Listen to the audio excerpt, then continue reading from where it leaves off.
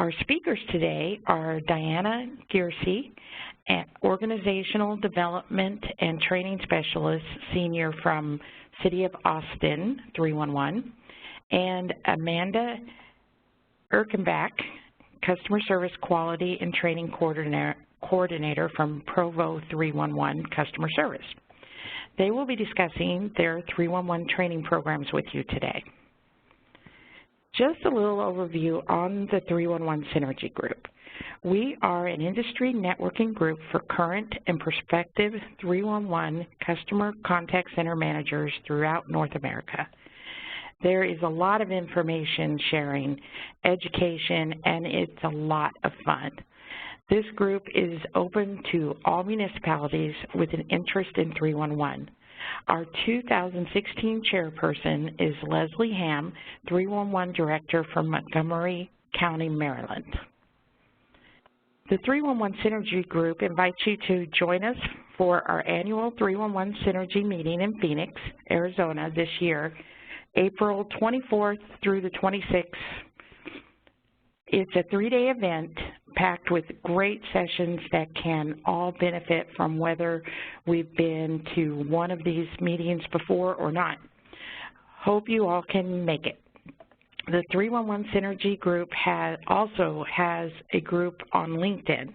Please join us for industry news and networking. During our presentation, if you have any questions, please upload your questions to the Q&A panel, and remember to select all participants so everyone can see them. We will address them at the end of the presentation where we have allotted time for questions and answers.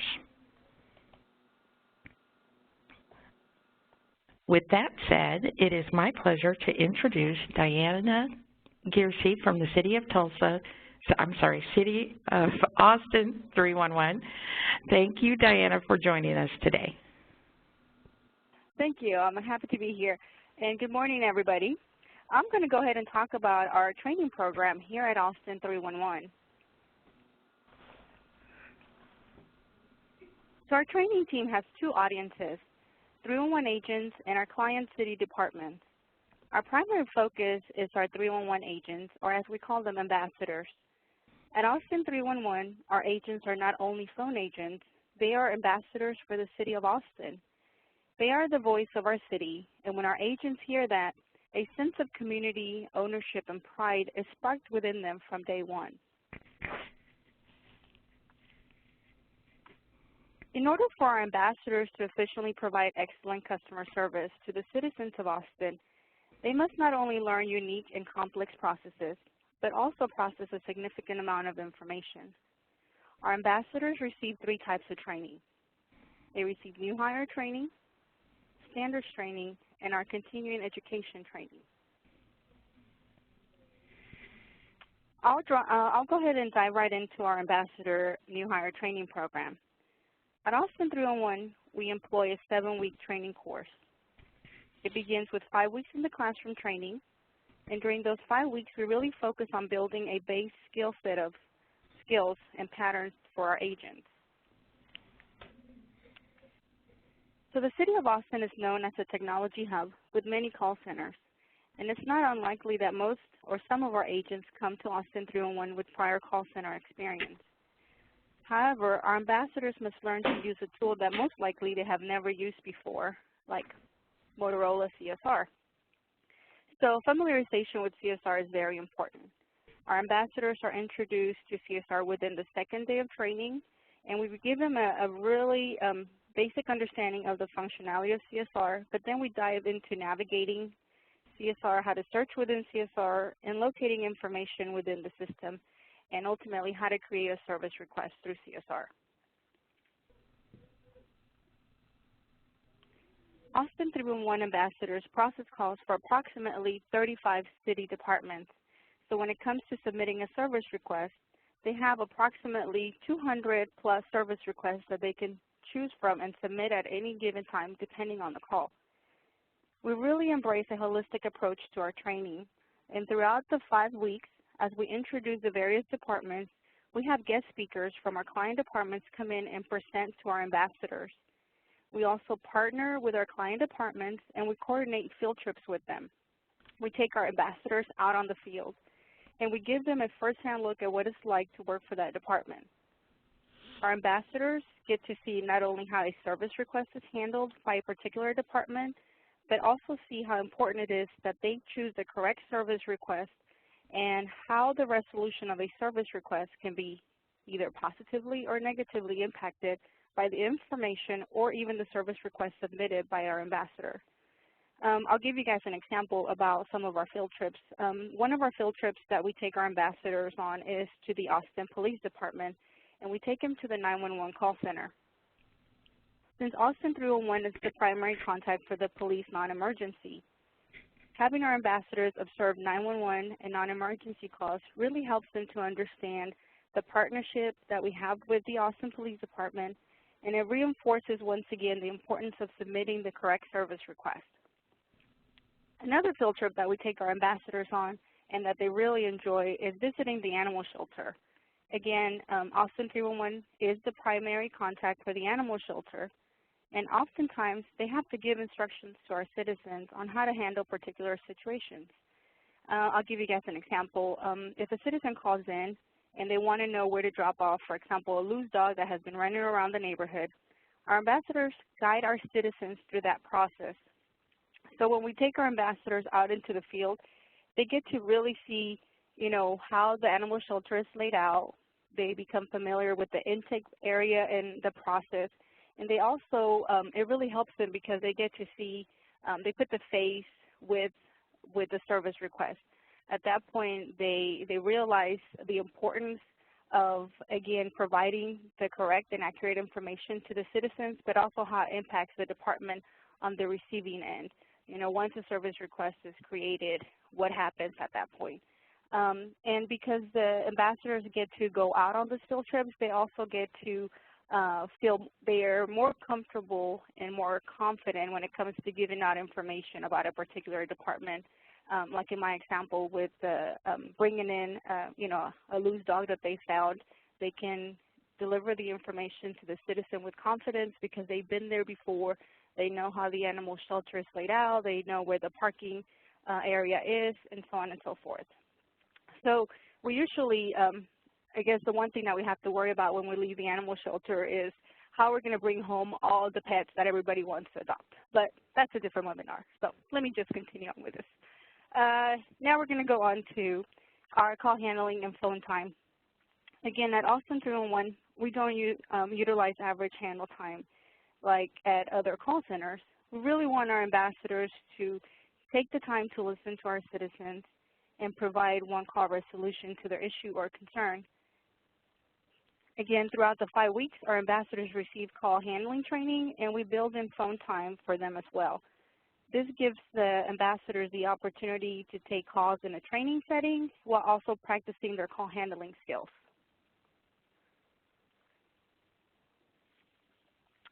Since each week the training builds upon what was covered the week before, as new material is being introduced, that base skill set is further reinforced. And we really want our ambassadors to get comfortable with our tools, so we also incorporate research and navigation skills training. And I'll share with you guys our training mantra that we use in class, and it's navigation, not memorization, aided by familiarization. As I mentioned earlier, we have over 200 service requests that our ambassadors can choose from, and over 1,000 knowledge-based documents available to help them on, on any given time. So building those navigation skills and research skills are really important because we want the ambassadors to get comfortable and be able to locate the information at any given time. We don't want them to memorize the information. We actually expect our ambassadors to navigate to the information on every single call. Part of our training program also includes weekly assessments. Our ambassadors must be able to successfully pass the weekly assessments in order to continue on to the next week of training. Our assessments were created to help us gauge that base skill set that I mentioned earlier, and the minimum passing score for our assessments is 85% or higher.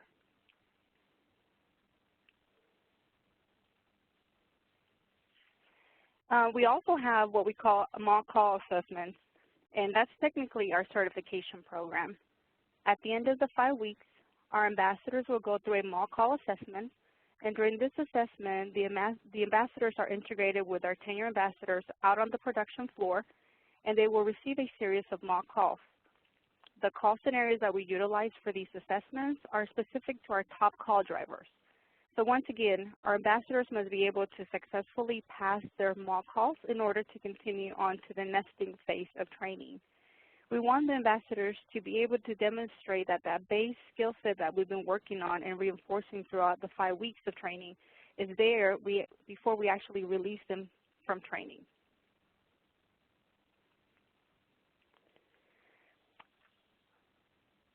And our new hire training program concludes with 2 weeks of nesting or live call taking with a senior ambassador available to assist them. During the nesting phase, if we notice that ambassadors have trouble navigating through a particular type of call or have additional questions, we take that opportunity to bring them back into the classroom and review that topic for them or with them.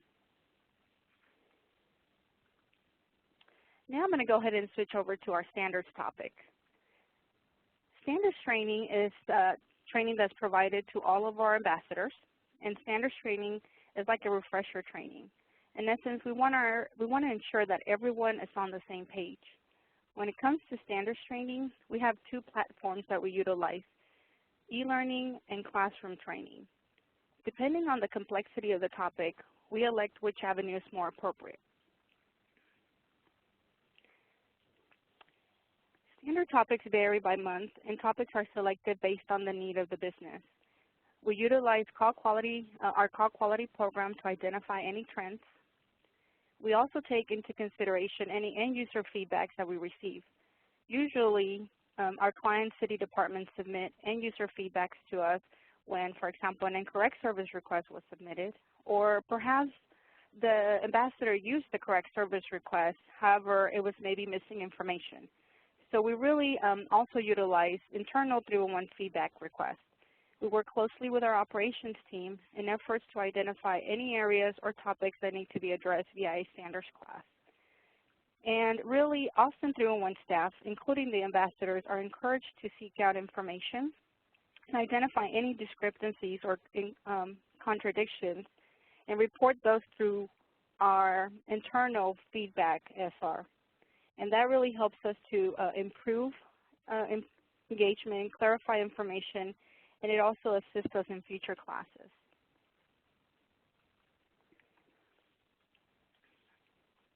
And also, we provide continuing education, and it's also driven by the business.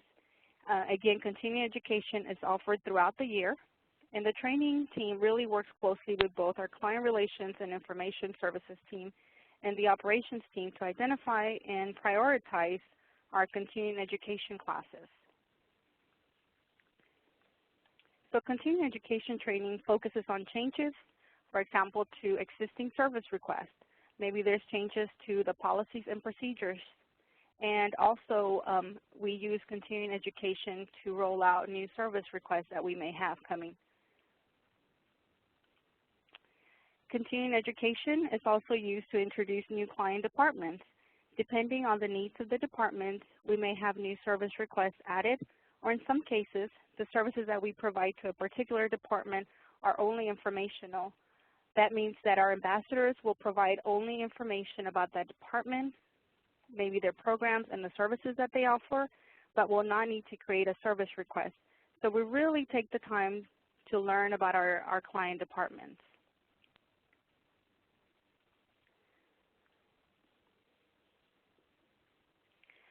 Lastly, we offer soft skills training via our continuing education program as well.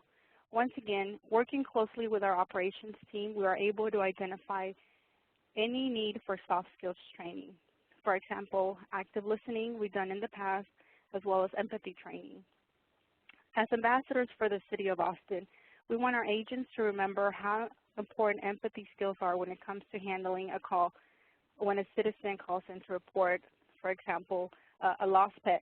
Again, although this call may be a frequent call type for our agents or our ambassadors or a routine call, and they know exactly what service request needs to be submitted. The empathy skills here, in this case, are just as important, if not more important, and we want to make sure that our ambassadors communicate with our citizens with empathy and really let them know that we're here to help them during this difficult situation. I'll now go ahead and switch over to our training program that we offer to our client departments. So as I mentioned earlier, we take calls for approximately 35 City of Austin departments. Therefore, we tailor the training to the needs of each individual department when they come to training. We provide a series of one-day training courses that are available to them, and we really focus, depending on the functions of the end user department, we focus on introducing Motorola CSR, some of the functionality within CSR, like for example the map viewer, how to search within CSR, how to locate their service requests, how to route those service requests and assign them to their staff, how to work the activities within the service request, and if they need to, also how to create inquiry reports within those service requests. Since we provide training for not only our 311 ambassadors, but also our client department staff, we get to build that relationship with the department also and see how the pieces come together. We see the process full circle, how a citizen's call goes from our ambassadors when they create the service request, and then working with the client departments through the training, we get to see how those service requests get assigned and worked and completed by the departments. So really, we create a relationship with our client departments, and anything that comes up through that training, we use some of that feedback as well to come back and, maybe offer a standards class on that department if there is a need to clarify anything. So in conclusion, it truly is a team effort from the internal Austin 301 groups that work very hard to capture the needs of the department, to our operations team that partners with us to ensure we're meeting the needs of our core audiences, to our ambassadors that are on the front line, and our client departments that go out and actually do the work. Here at Austin 301, we take pride in delivering excellent customer service to both our client departments and the citizens of Austin. Thank you.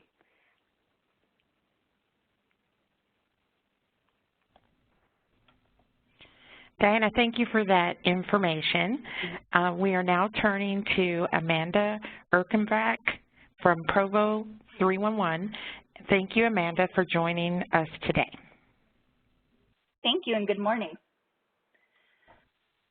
So I'm just hoping to give everyone an overview of our training program from start to our continuing education. Just before we begin, so that you all have an idea of what we look like, we've only been open for about 4 years. We're just coming up on our anniversary in March. We report directly to the mayor, which has been very beneficial. We have his support in everything we do, and so that's been really key in our success. We're currently open Monday through Friday, 8 a.m. to 6 p.m. We recently did reduce our hours by just 1 hour. We're no longer open at 7 a.m. We're able to handle just as many calls, though, throughout those hours. We are a student town, which makes our hiring process a little bit more interesting. We're hiring a lot of students at times. We have 2 main colleges nearby, BYU and UVU. We currently staff 39 employees, 22 full-time and 17 part-time. That does include a field services office as well as the billing staff. We do have about 300 walk-in customers per day and around 500 phone calls per day. We service utility billing for electric, water, wastewater, and solid waste. We also provide city service support for licensing, special events, airport badging, fingerprinting, park pavilion reservations, knowledge transfers, and any other non-emergency service request.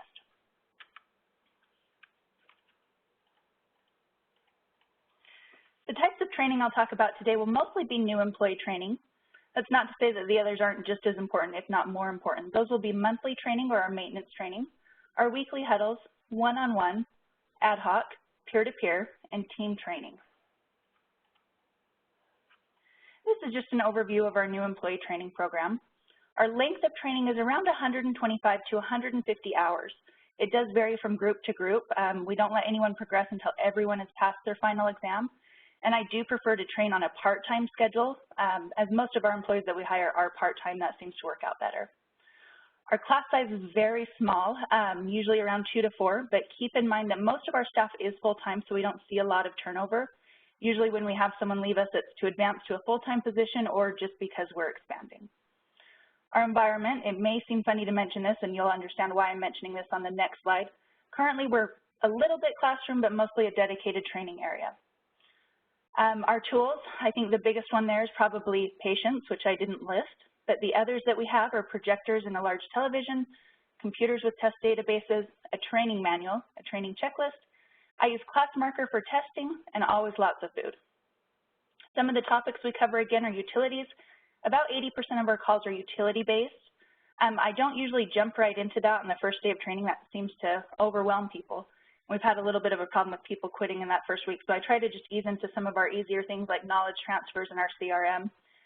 We also cover business licensing, and then again, some of those city services like airport badging, legal claim inquiries, fingerprinting, and pavilion reservations. So in 2012, when we moved into this building, we moved from our power department, where we were just a utility call center, into the city center, where we became a 311 call center. There wasn't really a space for us. It's an older building, so we just occupied the lobby of the city center. No one was in here. We set up desks, we found offices for everyone, and we somehow made it work. But for the first few years, we didn't really have a dedicated training area, which was challenging. So I would go to whatever conference room was available, bounce around, and in a pinch, we'd use our director's office.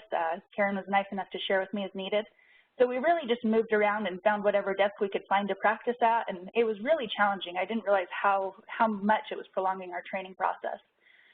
So just this last fall, we have a wide hallway behind our city council chambers, and we put up a partition with a door, and we blocked it off. Then we brought in some long training tables, as you'll see there in that picture, and instead of sending our older computers to surplus, we decided to recycle them. So we set up our own little training area.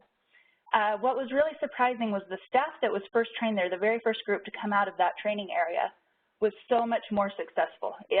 Their stats were just right on par from week one, and by the end of the month after training, they were surpassing our existing staff, and fewer errors, and they were just really a great group. So having that training area that was dedicated for them allowed them for more hands-on experience. It was really beneficial for us. This is an example of our new employee checklist. It's very long, it's 8 pages. It has over 60+ modules on it. Every day we go through a module and we sign it off. We may cover multiple in a day, sometimes we don't. Prior to this list, I had it arranged by schedule, and I found that to be challenging because if we got off schedule, we would kind of get lost, and then when the CSR would sign off, they're signing off that they completed a day of training, not necessarily that they understood the module, but rather that they were there. So I prefer this method. We keep track of this throughout training. At the end of training, I sign off on it, give them a copy, and then I keep the other copy in my records. One thing I like to do with this is if anyone ever says, I didn't get trained on that, you can always reference back to this and prove to them they did get trained on it.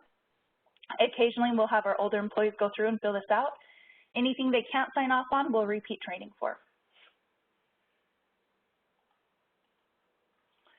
I do still have a big paper manual. I've thought about getting rid of it. It's a big 3-inch binder. Takes me a lot of time to make, and it's not inexpensive. I've considered getting rid of it, but having the CSRs take notes in this book throughout training is just too important. It serves as a point of reference for them. Anytime throughout training, if we've covered something already in a classroom type setting and they have questions, I refer them back to their books. It's important that they have this kind of like a security blanket so that they can go back to it and they can read their notes, they can see the screenshots of the program that they're using. And if they have questions, this is where they turn to first. So they're not interrupting their neighbor, they're not always calling for a supervisor. It gives them a point of resource before going to someone else. At the bottom of the slide, you'll just see an example of one of our processes. I document every process we do with screenshots, explanations, workflows. So by the end of training, they should have notes and some sort of documentation on everything they're expected to do.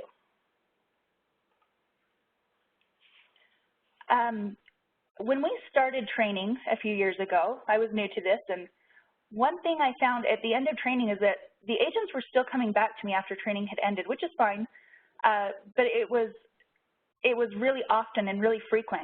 They were almost afraid to go to anyone else.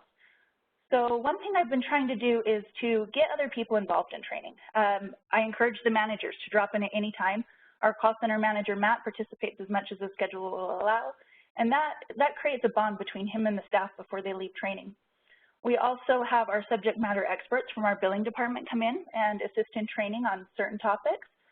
And then we use side-by-side monitoring as a way to kind of introduce the new employees, let them chat with the people that they're going to be working with, and they start to feel more comfortable in going to those people. We do take a tour of the city. We usually have our call center manager do that. We'll take a tour, go see our other facilities. And then lastly, we like to showcase the skills of other agents. If we have someone who's really good with soft skills, we spend a lot of time listening to their calls and watching the way they work through their programs. This just lets the trainees know who they can go to if they have questions about call handling or who's really an expert at what. So that's something I'd recommend if you have the ability to record and screen capture all of your calls, let the CSR see those star agents. Throughout training, we always have a Phone Friday. We don't spend the whole day. We like to spend at least a couple hours, though. Phone Fridays can be anything from me taking calls in the first week and them listening. We just use a closed office with speakerphone. And then following the phone call, we go over what happened, any service orders that were created, and just walk through the steps I took to handle the call.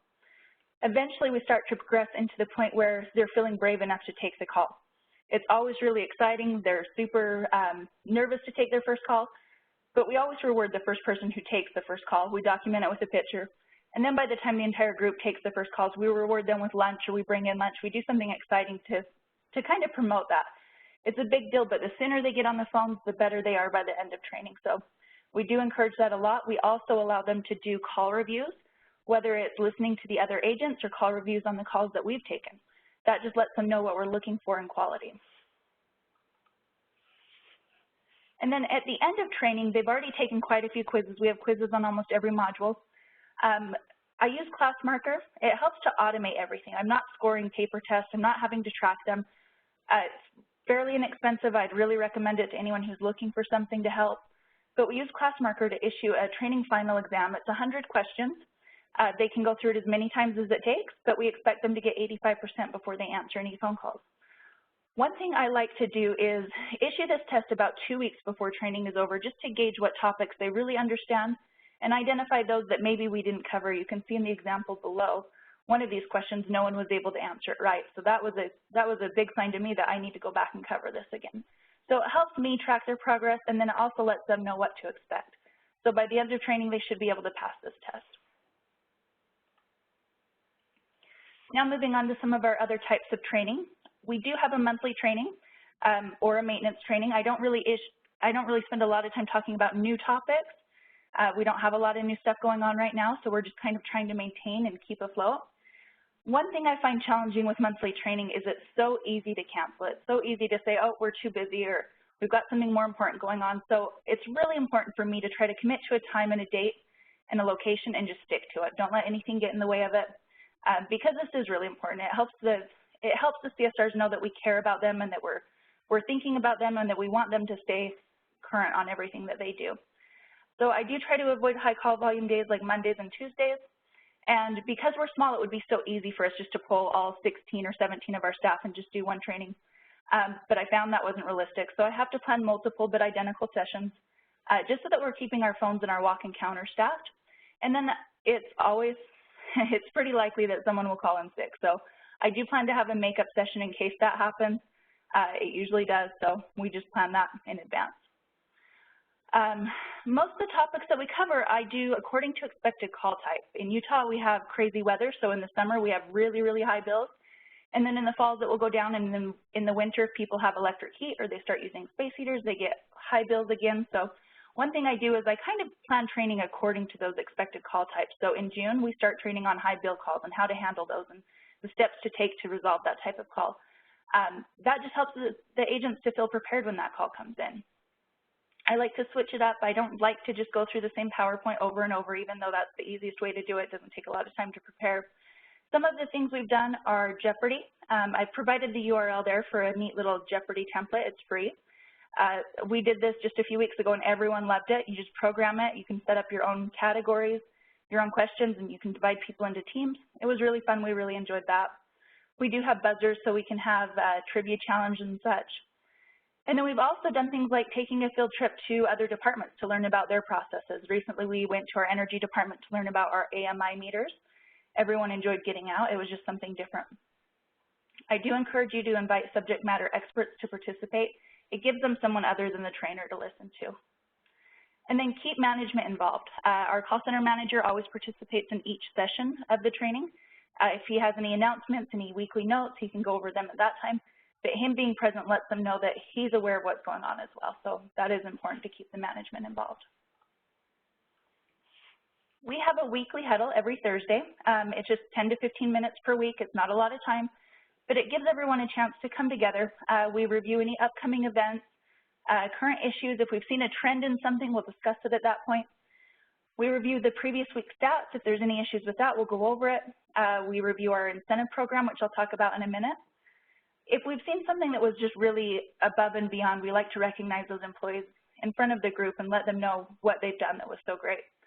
And then every time after a huddle meeting, we like to follow up with notes in case someone was unable to attend, they still know what was discussed. One-on-one training is key for us. I don't like to waste other people's time training on something that is just one person struggling with. I don't like to take the entire group and train on that if everyone is comfortable with it except for the one person. So identify the need for one-on-one training. That might be the agent's request. If you start noticing a lot of errors for the same thing coming in day after day, we can identify it through call reviews. If I'm seeing something happen in a call review, we can pull that agent aside and go over it one-on-one. Or if the supervisor or manager has noticed something, they can let me know that there might be a need for training. So usually if there's one-on-one training, I like to keep it informal, low pressure. I don't want them to feel put on the spot. It's not to punish them, it's just to help them. So it's usually very casual. They may not even know it's coming. We just pull someone away from the phones and take a few minutes to go over what's happening and answer any questions that they might have. We did recently start tracking all of our CSR's errors through our CRM. It's been very beneficial for us because we're able to identify trends. We know who's doing what, and then we can identify the need for training based upon these. Ad hoc training, this is something that we do quite a bit around here. If we have something come up that can't wait until next month, it's really urgent that we talk about it right now, we can just pull 2 to 3 people at a time. That helps to minimize the impact to the queue, and we go over whatever the topic might be. Before the end of that training session, we have the agents sign off to indicate that they were in attendance and that they understand what was discussed. I provided a copy of our sign-off list there. This just helps me to know who was there and if I need to meet with anyone afterwards. I like to provide clear documentation for any of the processes that we discuss, and again, I always encourage note-taking on the documentation. Usually we'll follow up with a quiz and class marker. That just helps me to confirm that everyone understood. If there's something that no one seems to get, we'll go back over it again. And then if possible, consider alternative training methods like e-learning, or I use screen recording technology to record the training, and then you can encourage the agents to participate on their own. One good way to distribute those for us has been Dropbox. It gives everyone a notification when something new has been uploaded, and then it's there if they need to reference it again. We recently had an interesting situation where we had one agent who was really struggling with grammar. She struggled to make notes. Her written grammar was poor. Her phone skills weren't great. But every time we would approach her, she would get really nervous and almost panic, and she didn't like to be confronted. She felt that she was being attacked. So we paired her up with one of our really strong agents. It's an agent who had excellent grammar skills. She wanted to get more involved, and she really loves teaching. So we paired them up. We give them about an hour a week, and they take some time off the phone and they go over any notes or issues, and they've built a great friendship from it, and they really have a lot of respect for each other. And we've seen improvement. From week 1, there was just great improvement. So if you see the opportunity for this and you have a strong agent and maybe a weaker one, pair them together and see if they can work through some of the issues together. I wish I had another hour to talk about our incentive program. We have a pretty fun and unique incentive program here in Provo. Just a quick overview of it. We divide our staff into about 3 to 4 teams, and then we assign them a leader from the billing staff. This helps them to bond with someone else outside of the call center that isn't necessarily someone from the management team. And then we base their annual bonus on this, on the team's performance. So if they win first place with every team they have throughout the year, they get their full bonus. So it does provide some sort of incentive to them to do well. Every week we have little pawns on this game board that you can see here, and the teams move around the board. That's based upon their weekly stats. So we watch their after call, we track how many calls per hour they're taking, and then we have some other things that we watch as well, but their goal is to move around the board faster than everyone else. One thing that we did to incorporate training is that certain spots on the board are training spots. So we have one that's chance, which is just a random challenge. Sometimes it's fun, sometimes it's learning-based. We have learning chest, which is just kind of a self-paced assigned quiz that they go and take. They can take it as a group or individually. And then we have department visits as one of the spots. So if they land on a spot, they get assigned a division, and they just take some time off the phone to go visit that division. Following that, we have them come back and report to the leadership team what they learned. We have them prepare a presentation, and they get a chance to stand in front of us and explain what they saw. So that's been really fun for everyone. And then if anyone has any questions, go ahead and upload those to the Q&A panel. Thank you. Thank you, Amanda, for that glimpse into Provo 311's training program. If you have any questions for our presenter, please submit them through the Q&A panel to all participants so that everyone can see them. We do have a couple of questions now. As far as your assessment during training, how is that administered and what happens if the trainees do not pass? Let's start with Diana. Yes, so for us, the assessments, the weekly assessments are actually, I guess they're on the computer. They're about 25 questions long, and if the agents are not able to successfully pass the assessment on the first try, we do give them an opportunity for a retake the following week. And typically, most of our agents, pass, and it could be the reasons why they don't pass the first time could be something minimal. Maybe they didn't read the questions fully, so they missed points because they didn't provide all of the information had that been an actual call. Amanda? In Provo, we use class markers, so everything's automated. Usually following a block of, after a topic or a block of modules, we'll issue a quiz. It can be any time from once a day to 2 to 3 times a week. It just kind of depends on where we're at in training. If someone isn't passing that quiz, we do go back as a group because we're such a small group, and we'll go over that topic again, and then we'll have them retake that quiz until they've passed it. Usually isn't an issue. Most times everyone passes, and they do just fine. And then with the final exam, we start on that a couple weeks before training ends, and they just take it as many times as they have to until they pass. If someone's really struggling, as we've seen in the past, they usually just quit. They don't make it through training, so it hasn't been a big issue for Provo. Okey-doke. And the next question is, do you use any online training tools for part-time staff to train at their own pace? Diana? We actually do not have part-time staff. All of our ambassadors are full staff agents, and we do offer actual online training for them that we use, and that's part of our, it could be a standards or it could be both, what we call a standards if we want to refresh them on a specific topic, or it could be part of our continuing education that we also, depending on the complexity of the topic, we could roll out, and in conjunction, we can have a training class going on, in one of our classrooms. So they can do it at their own pace, or you also use it in the classrooms? Right. We have both. So depending on the topic that we want to either, like I said, maybe refresh them on a topic that we've noticed that they're, having questions about, we'll use, if it's something, depending on what the topic may be, we use the actual online training or the e-learning that we send to everybody.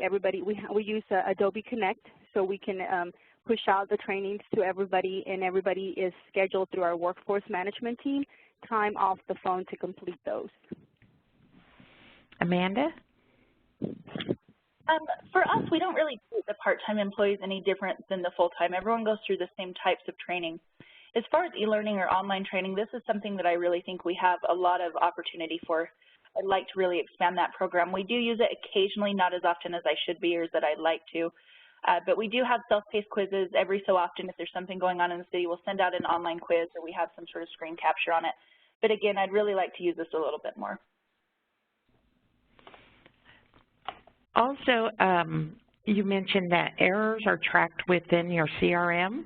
Can you elaborate a little more on how that works and what CRM do you use? Sure. So we're currently using POB, which is by Vendia. They've been at some of the CS Weeks in the past, so you may have seen their booth.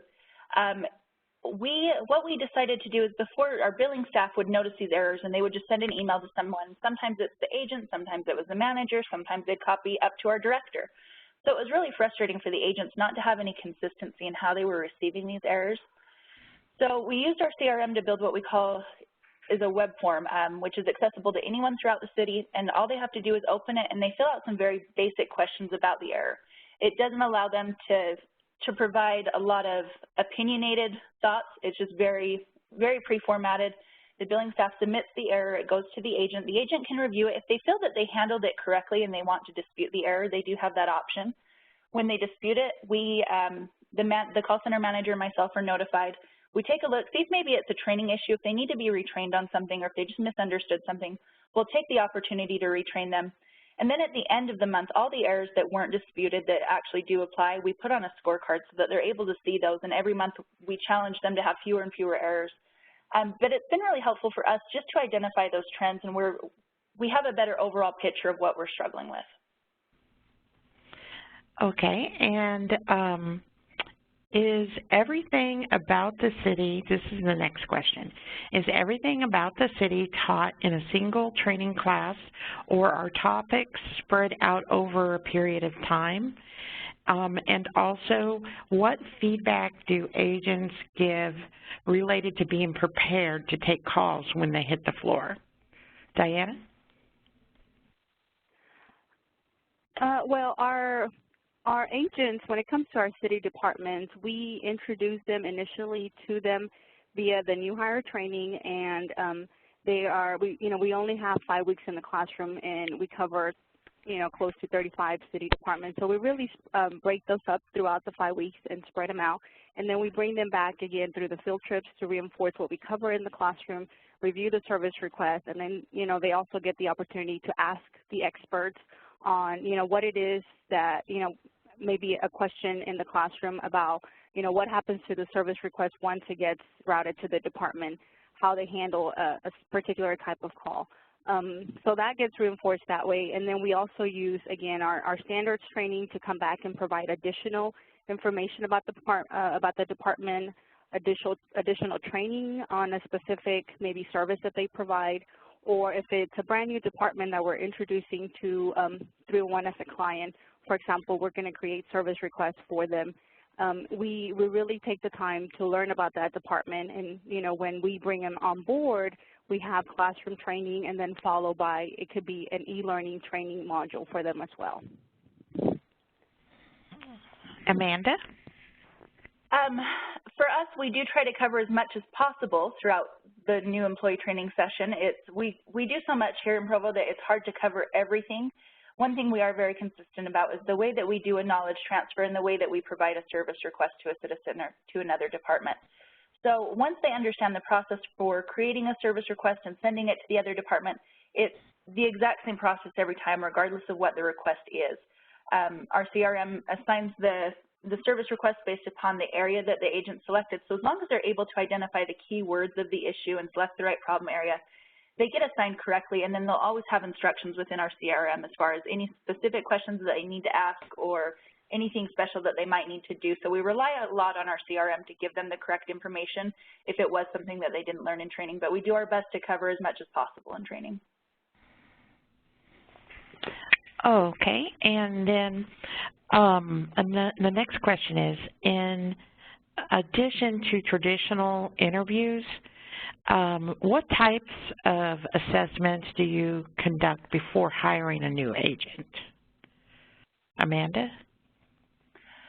For Provo, we go through the regular interview process. We usually have an interview panel that is made up of people from other departments for the initial set of interviews.